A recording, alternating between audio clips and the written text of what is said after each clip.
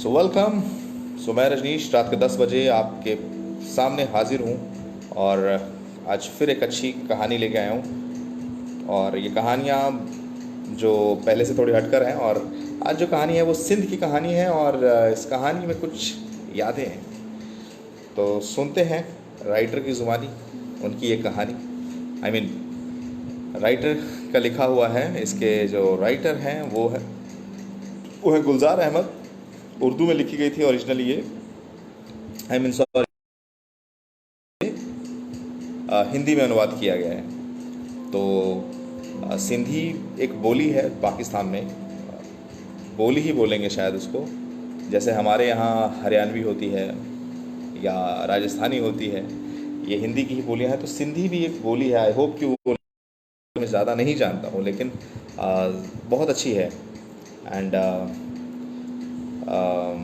सिंधी सिंध एक प्रॉपर बहुत बड़ा बेल्ट था, अभी भी है। वो प्रॉपर एक इलाका था। जैसे आपने सुना होगा ना, वो सिंध घाटी, सिंधु घाटी की सभ्यता, तो वो सिंध वहीं पे है। और ये सब तो जब इंडिया पाकिस्तान बना तो वो सिंध पूरा का पूरा सिंध इस तरफ आ गया था। बहुत ज़्यादा लोग इस तरफ आ गए थे। वहाँ तो बहुत कम बचे होंगे या दूसरी कंट्रीज़ में चले गए थे, राइट। तो वहाँ की एक स्टोरी है, सिंध की एक स्टोरी है। आइए तो आज की स्टोरी हम शुरू करते हैं। यादें लिखा है गुलजार अहमद ने और सिंधी से अनुवाद किया है पुरस्वाणी ने। तो गुलजार अहमद की ये कहानी, यादें। एक मित्र अबू हलन सानी हांगकांग से होकर आए हैं। कुछ दिन हुए कि सहसा हमने एक होटल में उनसे मुलाकात की। तो हांगकांग की बातें बताते हुए उन्होंने कहा कि एक दिन बाजार की सैर करते करते एक दुकान में चला गया। दुकान बहुत ही सुंदर तथा विदेशी वस्तुओं से भरी हुई थी। मैंने जैसे ही दुकान में प्रवेश किया, एक सुंदर चीनी बात का स्वागत किया। वो मुझसे अंग्रेजी में बातें करने लगी तथा यहाँ वहाँ की सारी सामान दिखाने लगी। इतने में एक सुंदर युवक आया। शायद मेरी सूरत तथा वेशभूषा से अनुमान लगा के वो मुझसे उर्दू में बोलने लगा। मुझे बहुत अच्छा लगा। आप कहाँ से आए हैं? मैंने कहा कराची से। मेरा उत्तर सुनते ही वो अत्यंत प्रसन्न हो गया, खूब खुश। उसके चेहरे पर रक्त दौड़ने लगा, आंखें चमकने लगी, अधर फड़फड़ाने लगा। वो युवक मुझे बाहों से पकड़कर उस दुकान के कोने में स्थित कमरे में ले गया। वहाँ एक खूबसूरत मेज के सामने अधेड़ आयु वाले एक सज्जन बैठे हुए थे। वो अपने काम में व्यस्त थे। जैसे ही उनकी आंख हम लोगों पर पड़ी, वो कलम उठाकर सीधे बैठ गए तथा बिना कोई प्रश्न पूछे मुस्कुराए उन्होंने हमारा स्वागत किया। मुझे भीतर ले आने वाले युवक ने उस व्यक्ति को मेरे बारे में कुछ बताया। वो लोग सिंधी में बातचीत कर रहे थे। युवक की बातें सुनते ही वो खुशी के मारे झूम उठा। कुर्सी से उठकर उन्होंने मुझे इतने ज़ोर से आलिंगन किया कि मुझे लगा मेरी पसलियां ही टूट जाएंगी। अपने दोनों हाथों से मेरा हाथ थामकर उन्होंने सिंधी में पूछा, आप कराची से आ रहे हैं? जी हाँ। मेरा उत्तर सुनकर फिर उसी प्रकार मुस्कुराते हुए मुझसे उर्दू में बोलने लगे। मुझे बहुत रोकने पर भी मेरा बहुत आदर किया गया। वो बार बार मुझसे सिंध का समाचार पूछने लगे। सिंध के प्रति उनकी इतनी श्रद्धा देखकर मुझे बड़ा खेद हुआ, क्योंकि मैं सिंध की बातों से बिल्कुल ही अपरिचित था। ऐसी दशा में उन्हें हैदराबाद, लड़काना, शखर तथा शिकारपुर का कुछ समाचार क्या सुनाता। अपनी इस अयोग्यता पर मुझे शर्म आ रही थी। आप समझते होंगे उन लोगों ने मेरा केवल उतना ही सत्कार किया होगा, है ना? नहीं, मैंने जो भी चीज़ें खरीदी वो सब उन्होंने आधी कीमतों पर दी और एक पॉकेट ट्रांजिस्टर के को भी एक गिफ्ट कर दिया मुझे। फिर वो लड़का अपनी बड़ी शानदार मोटर कार से मुझे होटल तक ले गया और कह गया कि शाम को 5 बजे फिर लेने आएगा। मैं डरने लगा कि अगर वो लड़का शाम को आ गया तो मुझे और दोस्तों के पास ले जाएगा और उन लोगों ने कहीं फिर से सिंध के विषय में पूछताछ शुरू कर दी तो मेरी बड़ी बेइज्जती होगी यार। ये सोचकर मैंने निश्चय कर लिया कि 5 बजने से पहले ही बाहर कहीं चला जाऊंगा। अभी 3:30 ही बजे थे कि मैंने जाने की तैयारी शुरू कर दी। ठीक 4 बजे मैंने अपने कमरे को ताला लगाया, होटल के मैनेजर को चाबी देकर अभी बाहर निकला ही था कि वही शानदार लाल मोटर गाड़ी आकर मेरे पास खड़ी हो गई। मैं कुछ घबरा सा गया। सुबह वाला लड़का गाड़ी से उतर आया और मुझसे हाथ मिलाकर गाड़ी की ओर खींचते उसने कहा, आप शायद किसी जरूरी काम से जा रहे थे। नहीं तो बस यूं ही बैठे बैठे बोर हो रहा था, मैं सोचा थोड़ा घूम आऊं। वो लड़का हंस पड़ा, मुझे कार में बिठाकर अपने बाकी दोस्तों के पास ले गया। उसने मेरी पहचान कराई। कुछ ही समय में हम एक बड़े स्टोर में पहुंच गए। वहां कुछ और लोग पहले से ही हमारी प्रतीक्षा कर रहे थे। सभी उपस्थित व्यक्तियों ने मेरी जान पहचान करवाई गई। कमरा बहुत ही सुंदर लग रहा था। कमरे के कोने में एक मेज पर एक गुलदस्ता रखा हुआ था, बिल्कुल वैसा ही एक गुलदस्ता मैंने कराची में देखा था। मेरी दृष्टि उस गुलदस्ते पर स्थिर देखकर उस मोटर के मालिक ने बताया कि ये मेरे प्रिय देश सिंध की भेंट है। ये जंडी का बना हुआ है। आपको ये जानकर आश्चर्य होगा कि कुछ दिन हुए कि फोर्ड मोटर कंपनी के मालिक का करोड़पति बेटा हांगकांग घूमने आया था। इत्तेफाक से वो हमारे स्टोर में आ गया। जब उसकी नज़र इस गुलदस्ते पर पड़ी तो वो बड़ी उत्सुकता से पूछे कि ये अनोखी चीज़ कहाँ बनती है, किस देश में बनती है। मैंने उसे बताया कि ये कला हमारे सिंध देश की है, जो इस समय पाकिस्तान का एक प्रांत है। मैंने उसे एक रली तथा शीशे जड़ी एक टोपी भी दिखाई थी। उन पर की गई हस्तकला देखकर वो हैरान हो गया। पहले उसने उसका मूल्य पूछा, फिर जब मैंने कहा कि हम ये सब बेचने के लिए नहीं है, तो वो जिद करने लगा। जेब से 1,000 पाउंड का चेक निकालकर मेरे सामने रखते हुए कहा कि मुझे उनमें से कोई एक सामान दे दो और ये चेक रख लो। उसकी इतनी रुचि देखकर मैंने उसे इनकार नहीं किया। वो रली जिसमें उसकी अधिक दिलचस्पी थी मैंने उसे दे दी और वो चेक लौटा दिया। वो बहुत खुश हुआ, बहुत खुश। इतने में एक और लड़के के साथ एक बूढ़ा आदमी आया।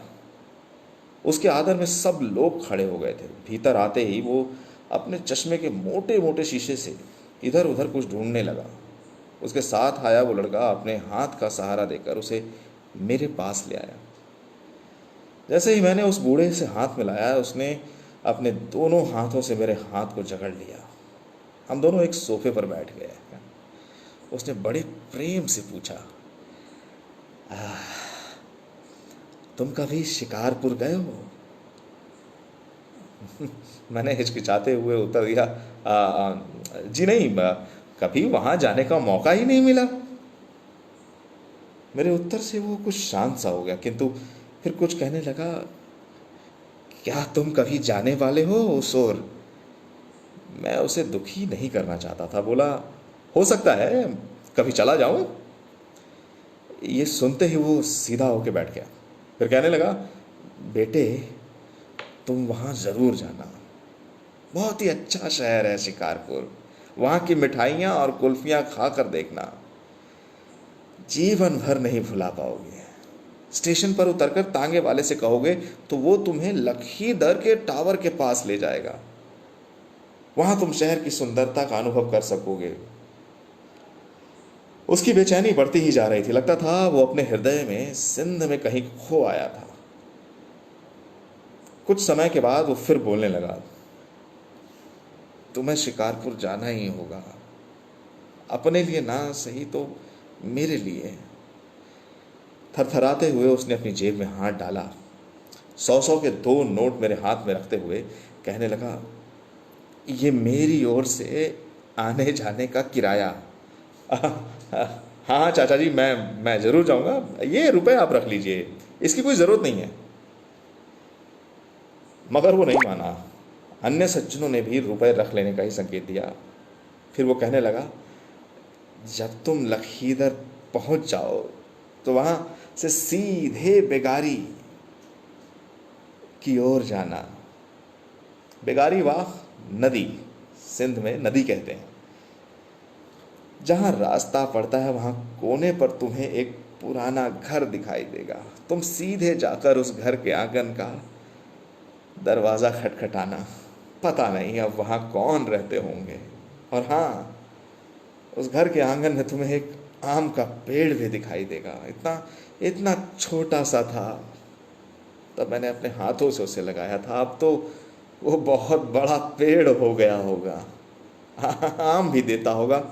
वहाँ जो भी लोग रहते हों उनसे मिलना, फिर उन्हें बताना कि हमारे सिंध देश में आम किस प्रकार मज़े से खाए जाते हैं। उन्हें बताना जब नदी में पानी भर जाए तब वो आमों को नए कोरे मटकों में भरकर वहाँ ले जाएं। जैसे ही वो पुल के पास पहुँचेंगे, बाईं ओर उन्हें एक घना सरों का पेड़ दिखाई देगा। उनसे कहना कि वो लोग उस पेड़ की ठंडी छाँव में जाकर बैठें।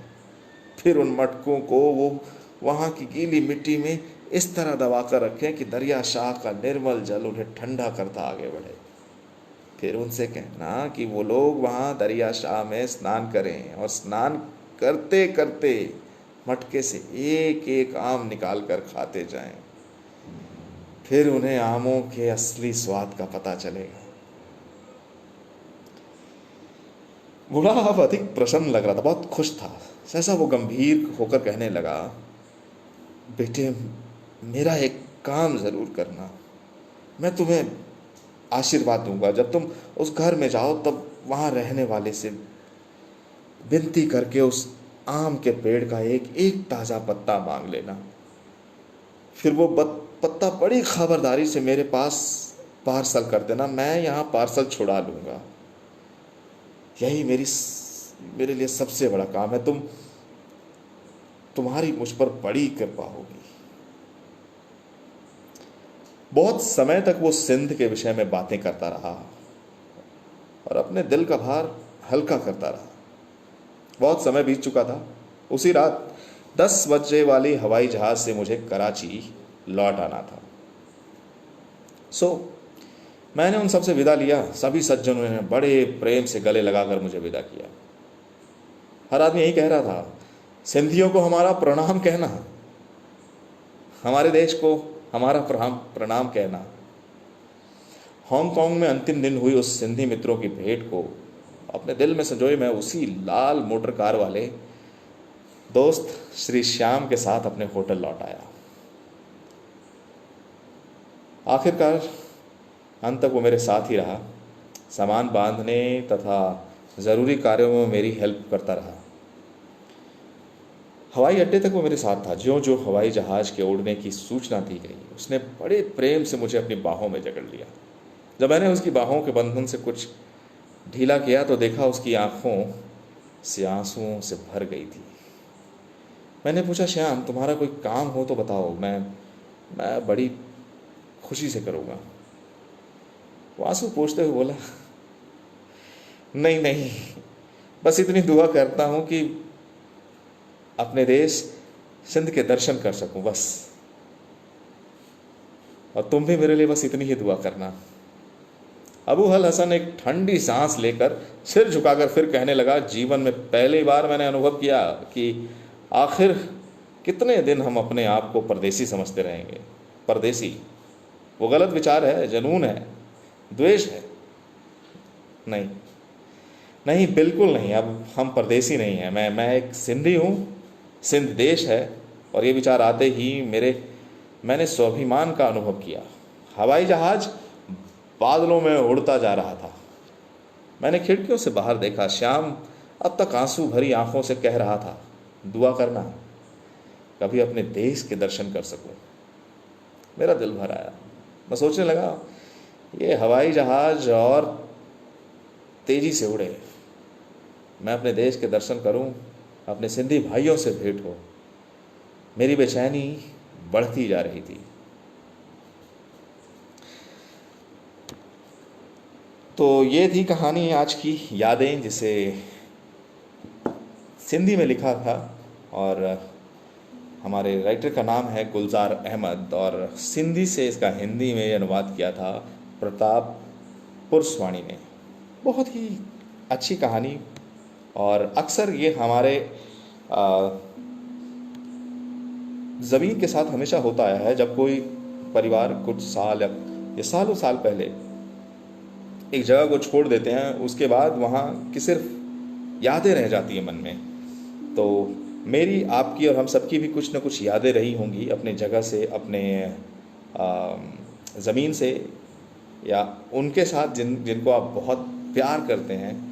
तो ऐसी कहानियाँ, ऐसे इंसिडेंट आपके पास भी होंगे, मेरे साथ ज़रूर शेयर करिएगा। मुझे बहुत अच्छा लगेगा कि मैं आपके लिए सबको नरेट करूं।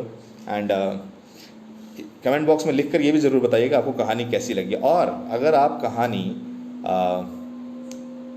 सुन ना पाए हो तो लाइव स्टोरी टेलर करके मेरा यूट्यूब चैनल है, आप यूट्यूब चैनल पे जाके सब्सक्राइब करिए और मेरी पिछली सारी कहानियाँ आप सुन सकते हैं वहाँ पर। तो ये कहानी थी पाकिस्तान के सिंध से, जो कराची शहर से वास्ता रखते हैं वो ज़रूर जानते होंगे।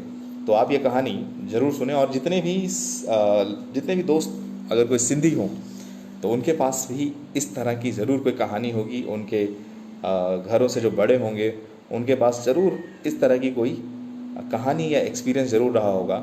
क्योंकि सालों साल, कई दशकों पहले, जब आज़ादी के समय या उससे पहले उसके बाद भी जिन लोगों ने अपने ज़मीन को छोड़ा, उनके साथ वो ज़मीन की यादें रह जाती। यादें उस इंसान के अंदर ही बसी रहती हैं, यादें कहीं नहीं जाती, यादें हमारे साथ रहती हैं। तो वो एक्सपीरियंस ज़रूर शेयर करिएगा अगर आपके पास भी कोई ऐसी याद हो। शुक्ला भाई कैसे हैं आप? हेलो आदर्श, हेलो रमा मैम, हेलो काकू जी, हेलो, कैसे हैं आप सब बढ़िया होंगे इस समय सोच रहा हूँ। और लॉकडाउन में क्या क्या नया कर रहे हैं ज़रूर कमेंट बॉक्स में बताइएगा। थैंक यू सानी, आप मैं बहुत खुश हूँ आपको ये कहानी अच्छी लगी। हेलो प्रियल, हेलो कमल। अरे आज की वीडियो तुम्हारी बहुत अच्छी थी, मैंने वो वीडियो देखी, बहुत अच्छी लगी। पंजाब के सारे शहर के, खाली शहरों के ड्रोन शॉट्स। एंड ऐसे हर शहर के आ रहे हैं। मैंने जयपुर का देखा, हैदराबाद का देखा, इनफैक्ट चंडीगढ़ का भी देखा था, और तुम्हारी वीडियो में भी अलग अलग पंजाब के अलग अलग शहर देख लिए मैंने, बैंगलोर का देखा। तो बहुत अच्छा है, हर शहर अपना अपना जो लॉकडाउन के खाली शहर के वीडियोस डाल रहे हैं। बहुत अच्छी इनिशिएटिव है ये, लोगों को पता लगे कि उनका शहर खाली कैसा लगता है। और बताइए आप, आपकी कोई बातचीत, आप कुछ कहना चाहते हो, और आपके कोई एक्सपीरियंसेस, आपकी कुछ यादें मेरे साथ ज़रूर शेयर करिएगा। मैं आपकी यादें सबके लिए नरेट करूंगा, वो कहानी सबको सुनाऊंगा। और अगर आप ये कहानी नहीं सुन पाए तो तुरंत जाइए यूट्यूब पे लाइव स्टोरी टेलर करके मेरा चैनल है, जाइए और तुरंत सब्सक्राइब करिए और कहानी सुनिए। तो अगर आप पूरी कहानी नहीं सुन पाए, कोई भी प्रॉब्लम हुई हो कि या नेट ठीक नहीं चल रहा या मेरी तरफ से कोई प्रॉब्लम हो, तो ज़रूर बताएं। लाइव स्टोरी टेलर पर ज़रूर जाके सुने। तो आज की ये कहानी इतनी ही बड़ी थी, ज़्यादा लंबी नहीं थी। कल शायद इससे भी थोड़ी छोटी थी। Thank you so much Sandeep, बहुत खुश हूँ मैं कि आपको भी ये कहानी अच्छी लग रही है। पक्का सिंगापुर की भी भेजेंगे, आप भेजिए, मैं ज़रूर सुनाऊंगा। और आप सब अपने अपने घरों से, अपने अपने पुराने शहरों की कहानी ज़रूर भेज सकते हैं। हम सबके पास अपनी पुराने शहर की कोई ना कोई याद होती है, और अक्सर जैसे मैंने कहा ना कि यादें हमेशा आपके साथ होती हैं। आप जगह छोड़ देते हैं, आप वो ज़मीन छोड़ देते हैं, लेकिन वो यादें ज़रूर रहती हैं। कितने ही लोग अपना वतन छोड़ चुके हैं, वो अब कितने ही दूसरे अब्रॉड कंट्रीज़ में सेटल्ड हैं, लेकिन बहुत सारे लोग अभी तक अपना कल्चर नहीं भूले हैं। बहुत सारे लोग अभी तक अपना फूड कल्चर नहीं भूले हैं, अपना पहनावा नहीं भूले हैं, अभी भी उनको बहुत अच्छा लगता है, राइट। जबकि हम किसी भी दूसरे शहर में, जैसे कि आप मुंबई में रह रहे हो तो वहाँ पर छठ पूजा मनाई जाती है, या फिर वहाँ पर बैसाखी मनाई जाती है, या वहाँ पर और भी कितने ही अलग अलग स्टेट्स के जो त्यौहार मनाए जाते हैं। वो सिर्फ ये होता है कि वो जो लोग उस समाज के लोग हैं, जो उस जमी के लोग हैं, वो एक साथ आएँ। और ऐसा ही हर शहर में होता है कि जो दूसरे प्रांतों के लोग होते हैं वो एक साथ आना चाहते हैं, और उसके लिए सबसे बढ़िया चीज़ होती है कल्चर। और कल्चर के साथ चीज़ें होती हैं, सामान से लगाया जाता है, पहनावे से लगाया जाता है, बोली से लगाया जाता है, राइट। तो वही इस कहानी में भी था कि जब एक आदमी अपने बचपन को काफ़ी साल पहले छोड़ आया, मतलब अपने बचपन में ही छोड़ आया था, उसके बाद जब उसे वो याद आता है तो उससे वो बहुत ज़्यादा प्यार करता है। तो हमारे साथ भी ऐसा होता है और हम भी अपनी यादों से बहुत प्यार करते हैं। तो अपनी यादें मुझे भेजिएगा अगर आपके पास भी ऐसी कोई कहानी हो, और मैं आपके लिए वो ज़रूर नरेट करूँगा। एंड आज के लिए बस इतना ही। इस लॉकडाउन में आशा करता हूँ आप लोग सब अपने अपने घरों में स्वस्थ हों, अपने कामों में व्यस्त हों। और तो इसी के साथ आज के लिए बस इतना।